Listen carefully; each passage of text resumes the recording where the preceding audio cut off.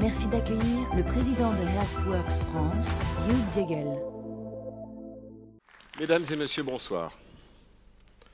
Je pense qu'on sait tous que la mort de la mort est un faux concept. Je pense qu'on sait tous qu'un de ces jours, on va mourir. On vient d'élire Donald Trump aux États-Unis. C'est normal. Mais si je regarde en fait la définition de la vie qui m'a été donnée par Woody Allen, une maladie sexuellement transmissible qui se termine toujours par la mort. Il n'existe actuellement aucun remède connu. Actuellement. Est-ce qu'un jour on va arriver à défier la mort? Est-ce qu'un de ces jours, la mort va disparaître et on va vivre pour toujours? Est-ce qu'on va avoir l'homme de 1000 ans, de 150 ans? On ne le sait pas encore. Aujourd'hui, on vit malheureusement dans un monde où personne ne veut être celui qui va dire une connerie. Personne ne veut être Lord Kelvin qui a dit que les machines volantes n'existeraient jamais. Personne ne veut dire qu'il y aura un jour que 5 ordinateurs maximum. Personne ne veut dire que les Beatles, c'est de la merde, ça ne sert à rien. C'est ce qui a été dit par Descartes en 1962. Donc tout le monde a peur de donner un coup de pied au prochain Mozart, de prendre des décisions, surtout que c'est Picasso qui disait que si vous pouvez l'imaginer, c'est déjà une réalité. Le problème, c'est qu'aujourd'hui, la technologie évolue tellement rapidement qu'on n'arrive même plus à imaginer les nouvelles technologies qui arrivent. Il y a 5 ou 6 nouvelles technologies qui sont en train d'arriver, qui vont changer notre manière de penser. De la même manière qu'Internet s'est introduit dans notre vie, aujourd'hui, on ne réfléchit plus à Internet. En fait, on a eu une autre naissance en 2005, quand le smartphone est arrivé. Aujourd'hui, on ne peut pas imaginer une vie sans smartphone. Ces nouvelles technologies, la première qui arrive, je voudrais vous en parler. J'ai eu un immense plaisir aujourd'hui d'apprendre qu'une de mes très très bonnes amies, de la merveilleuse docteure Cécile Monteil, où es-tu? Où est Cécile? Tu es là? Je ne te vois pas. Bon. Je viens d'apprendre que Cécile attend son premier bébé, j'en suis ravi. Et je suis ravi aussi de t'annoncer que ton bébé, vu qu'il serait né en 2017, a 1,66% de chance statistiquement d'avoir 130 ans. 30% de chance d'avoir 100 ans. Chaque année, on rajoute 3 mois de longévité à la vie humaine à cause de la meilleure nourriture, meilleure éducation, meilleur système social. La statistique est en train d'évoluer de manière fulgurante. Ça, c'est une photo de l'espérance de vie pendant les 100 dernières années. On a presque doublé l'espérance de vie. Chaque année, on rajoute 3 mois de longévité. En 1900, la longévité était de 47,3 ans. Aujourd'hui, elle est de 78 en 2010, mais aujourd'hui, on est passé à 82 pour les hommes et 84 pour les femmes. On est constamment en train d'évoluer de ce côté-là. Ça, c'est là où on est aujourd'hui en tant que technologie. Ces 6 nouvelles technologies qui arrivent vont complètement bouleverser la manière dont on fait la recherche dans les prochaines années. Et la première, c'est ce qu'on appelle le Big Data. Il a été accepté en 2015-2016 qu'éventuellement, tout ce qui peut être connecté sera connecté. Ce n'est même pas une question, que ce soit une brosse à dents, que ce soit une voiture, que ce soit une chaise, un tensiomètre, un glucomètre. Si ça peut être connecté, ça va être connecté, ce qui va générer des quantités de données absolument invraisemblables qu'on va commencer à utiliser pour faire de la recherche médicale. Aujourd'hui, on n'a pas encore appris à utiliser le Big Data. Aujourd'hui, la grande majorité des données qu'on utilise, c'est du comptage de bûches. On les met sur des serveurs, on les analyse un peu, on les régurgite de manière un peu plus palatable. Mais le vrai futur du Big Data, c'est de faire des croisements socio-économiques, épidémiologiques avec les données pour vraiment commencer à définir des nouveaux modèles de santé. Ça, c'est une photo de l'évolution de la population humaine sur la planète. En l'an 0, il y a 2000 ans, on n'était que 200 millions de personnes. Ça, c'est après 8000 ans d'existence sur la planète. Ça a pris jusqu'en 1790 pour arriver à une population de 1 milliard. Ensuite, ça a commencé à monter d'une manière incrémentale. Quand moi, je suis né, en 1965, la population humaine était de 3,5 milliards de personnes. Donc, dans ma vie de 50 ans, on a doublé la population humaine à 7,4 milliards. On est aujourd'hui 7,4 milliards de personnes plus ou moins intelligentes sur notre planète. Ceci est une photo du premier ordinateur, du premier vrai ordinateur, IBM 1967. La NASA s'est servie de 2 de ses ordinateurs pour envoyer un homme sur la Lune en 1969. Le Cray Supercomputer, le premier ordinateur capable de gérer un pays avec des teraflops de calcul, est sorti en 1974. Aujourd'hui, un iPhone 6 est 1000 fois plus puissant qu'un Cray Supercomputer de 1974, 2000 fois plus puissant qu'un ordinateur de 1967. Le constat, le résultat de ça, c'est qu'aujourd'hui, on a 7,4 milliards de personnes qui ont accès à une puissance de calcul qui est 2000 fois celle d'un ordinateur de 1967. Ça, c'est dans les mains de tout le monde. Donc, vous imaginez la puissance de calcul qu'on va avoir d'ici les quelques prochaines années. Quand je dis tout le monde, oui, je sais que ce n'est pas tout le monde qui a accès à un iPhone, mais d'ici quelques années, le smartphone, ça sera démocratisé d'une manière presque universelle. Donc, d'ici quelques années, on va vraiment commencer à utiliser les pouvoirs de calcul du cerveau de 100% de la population. Ça, c'est complètement nouveau. 7,4 milliards de personnes en train de développer des nouveaux algorithmes. Ça, c'est une photo du premier portable computer, le Osborne de 1981. Mon père faisait partie de l'équipe qui a développé cet appareil. Mon père était très, très fier de cet appareil. Je me rappelle, quand j'étais gosse, je me promenais, ça pesait la même chose qu'une machine à coudre suisse. C'était dans les 35 kilos, on se promenait avec ça. Et mon père était très fier de cet appareil parce qu'il a démontré avec cet appareil, en 1981, qu'il était physiquement impossible pour le corps humain de courir 100 mètres en dessous de 10 secondes. Pour ce faire, ils ont rentré toutes les données physiologiques du corps humain et ils ont mouliné tout ça, ils l'ont démontré noir sur blanc ou vert sur noir, c'est les tout petits écrans, qu'il était physiquement impossible de le faire en 1981. En 1983, en mai 1983, Carl Lewis a couru 100 mètres en dessous de 10 secondes à basse altitude pour la première fois. Et aujourd'hui, si vous ne pouvez pas courir 100 mètres en dessous de 10 secondes, restez chez vous. Ça ne vaut même pas la peine, c'est devenu le standard, parce qu'on est constamment en train de s'améliorer, de chercher le prochain océan bleu. Assez souvent, ça fait depuis 20 ans que je fais de la recherche médicale en nouvelles technologies, je suis confronté avec une incrédulité que les médecins me disent « c'est impossible ». Moi, je sais que c'est possible parce que je regarde Star Trek. Et le fait est qu'à nouveau, si on peut l'imaginer, c'est déjà une réalité. Une autre des nouvelles technologies qui arrivent, c'est l'ADN. L'ADN, c'est un peu d'une manière poétique, on pourrait dire que c'est le livret d'instructions pour écrire la vie. Aujourd'hui, finalement, on a commencé à déchiffrer l'alphabet de l'ADN, mais c'est tout ce qu'on a fait. On déchiffre l'alphabet, on n'a pas vraiment commencé à utiliser cet alphabet. La prochaine étape, dans les 5 ans, 10 ans, voire même 20 ans, on va commencer à utiliser cet alphabet de l'ADN pour écrire des nouveaux romans, le nouveau roman de la vie. Et si vous prenez ça et vous combinez ça avec ce qu'on appelle la nanotechnologie. Imaginez qu'on puisse mettre des robots directement, de la robotique directement dans le corps humain pour en fait guérir les maladies avant même qu'elles n'apparaissent, pour prévenir les maladies. Je sais que par exemple l'impression à partir de cellules souches est en train de l'impression en 3D. Je sais qu'en Russie ils sont en train d'imprimer un cœur à partir de cellules souches. En Israël ils font un foie à partir de cellules souches. C'était de la science-fiction il y a quelques années. Il y a 2 ans, on a déjà implanté une vessie parfaitement fonctionnelle imprimée en 3D. Impression des parties du corps à partir de vos cellules souches est une presque réalité. Tout ça, ce sont des technologies qui sont sur le point d'arriver, mais qui vont vraiment changer notre manière de penser par rapport à la médecine de demain. Donc, ça, j'adore cette image. C'est une photo qui est très photogénique, pas du tout banale. C'est la première photo qu'on connaît d'une mesure de la prise de tension artérielle qui est prise en 1907 à l'hôpital de la Pitié-Salpêtrière. En 1907, vous voyez, il y a le professeur Vaquez qui est juste là, le professeur Lobry, qui sont les inventeurs français du tensiomètre, le Vaquez-Lobry. Ça, c'est il y a tout juste au-dessous de 100 ans. Aujourd'hui, n'importe qui peut rentrer dans n'importe quelle pharmacie, acheter un tensiomètre pour 10-15 €, se prendre une mesure qui est 100 fois plus fiable que celle-ci. Ça, c'était il y a 100 ans. Et là, pour vous montrer à quel point la technologie est en train d'évoluer, le début de la technologie médicale, la vraie recherche médicale, date de 1616. C'est quand William Harvey a découvert la circulation sanguine. Je ne sais pas si c'est un mot français, de toute façon, vous voyez ce que je veux dire.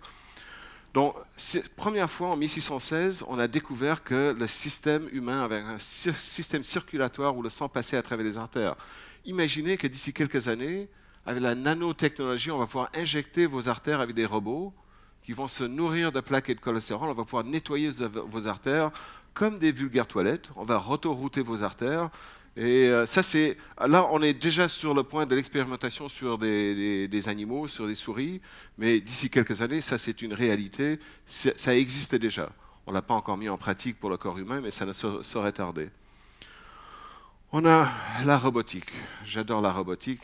Le remplacement des pièces du corps avec des parties humaines. Aujourd'hui, c'est encore un peu grossier. On remplace avec des lames les jambes, on va remplacer un bras avec un bras artificiel. Mais la cosmétique arrive là-dedans et d'ici quelques années, je pense que d'ici 30 ans, on sera plus ou moins capable de remplacer presque n'importe quelle partie de votre corps. La seule partie du corps qu'on ne va pas pouvoir remplacer, c'est l'intelligence. Parce qu'aujourd'hui, comme je dis, on peut imprimer à partir de n'importe quel matériau qui peut être fondu, mais le seul matériau qui ne peut pas être fondu, c'est du bois, mais en même temps, on ne peut pas imprimer l'intelligence. On est encore à des années-lumière de transposer le cerveau et d'imprimer le cerveau.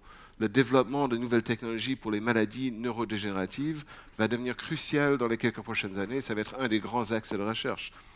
Aussi, on a non seulement les robots, mais la robotique, l'utilisation des robots pour aider les gens pour le service. Parce qu'à nouveau, aujourd'hui, les gens ne veulent pas vivre jusqu'à 100 ans, ils ne veulent pas vivre jusqu'à 150 ans.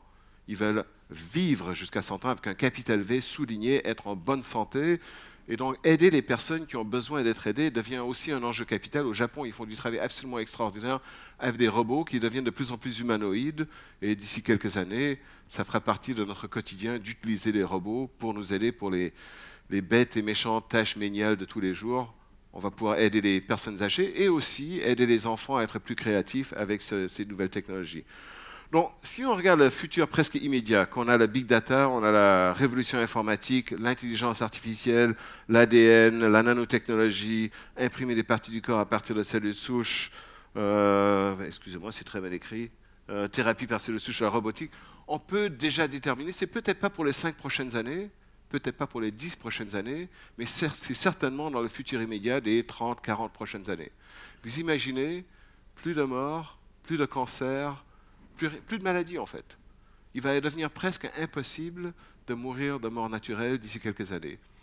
Marcel Proust, il aimait bien dire que le vrai voyage de découverte ne consiste pas à chercher de nouveaux paysages, mais à regarder les choses avec de nouveaux yeux.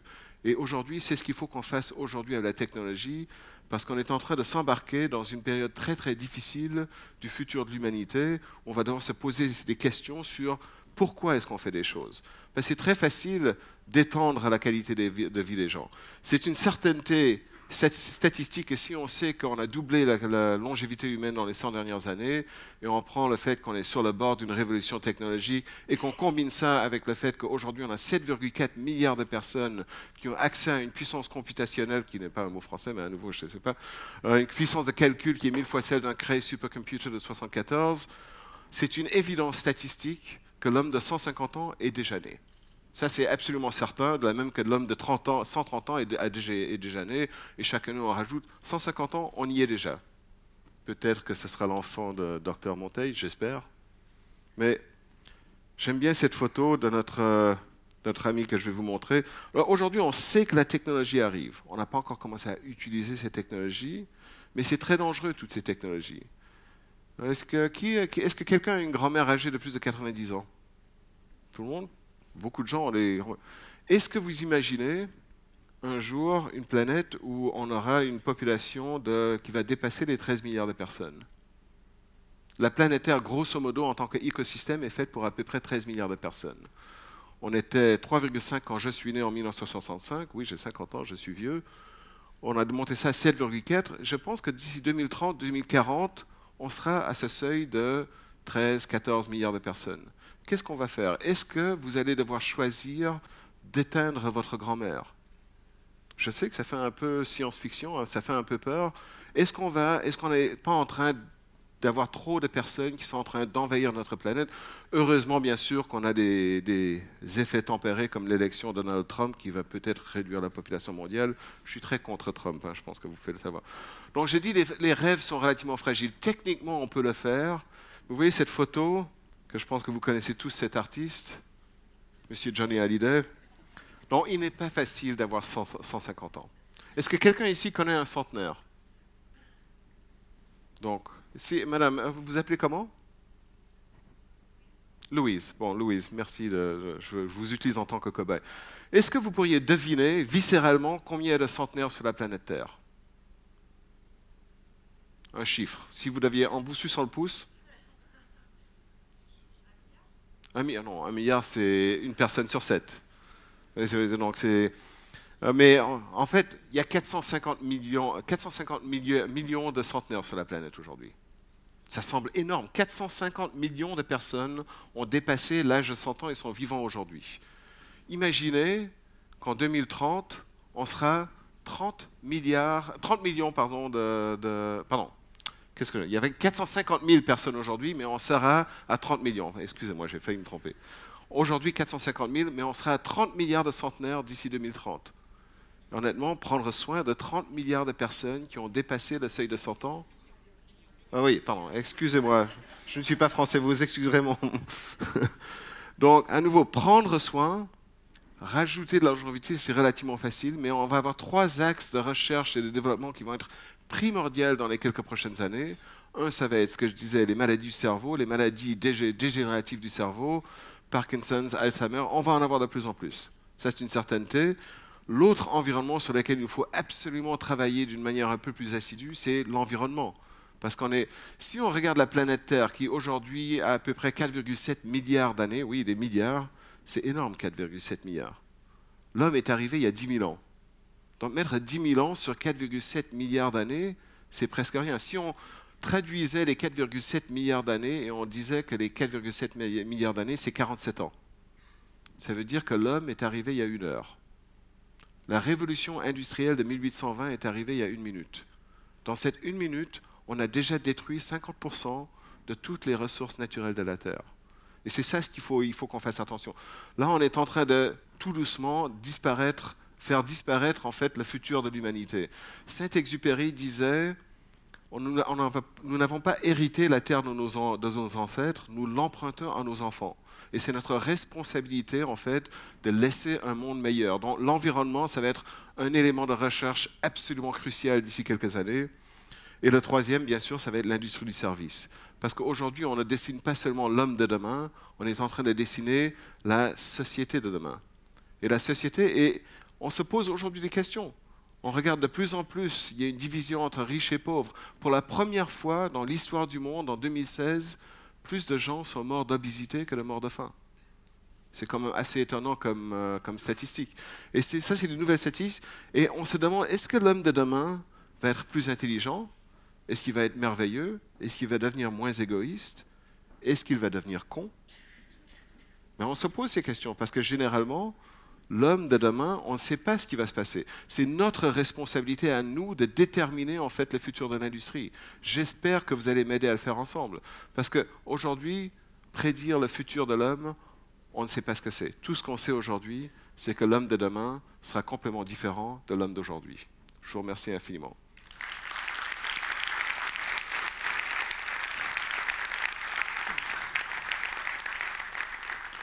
J'ai une question fabuleuse ici. Je ne sais pas qui m'a posé cette question, mais je l'adore. Comment éviter le risque d'eugénisme et de discrimination quand la robotique rendra certains individus plus forts, plus rapides, plus résistants que d'autres? C'est exactement ce dont je parlais.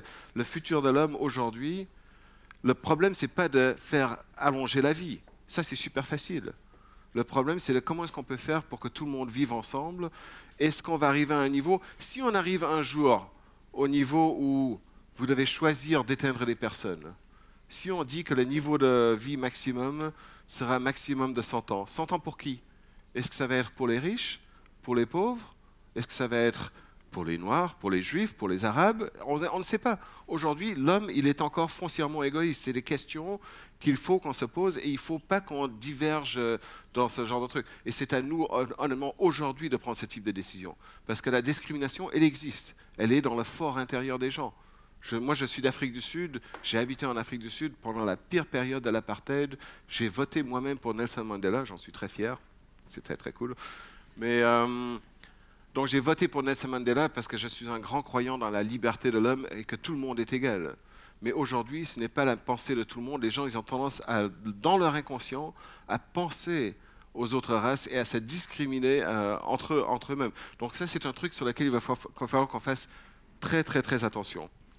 Est-ce que vous pensez que l'homme a atteint son sommet? Excusez-moi, je lis les questions, car sans mort naturelle, plus de sélection naturelle, plus d'évolution, et l'homme est condamné à accumuler des défauts sans s'améliorer. Mais ça, c'est exactement la question sur le dernier slide.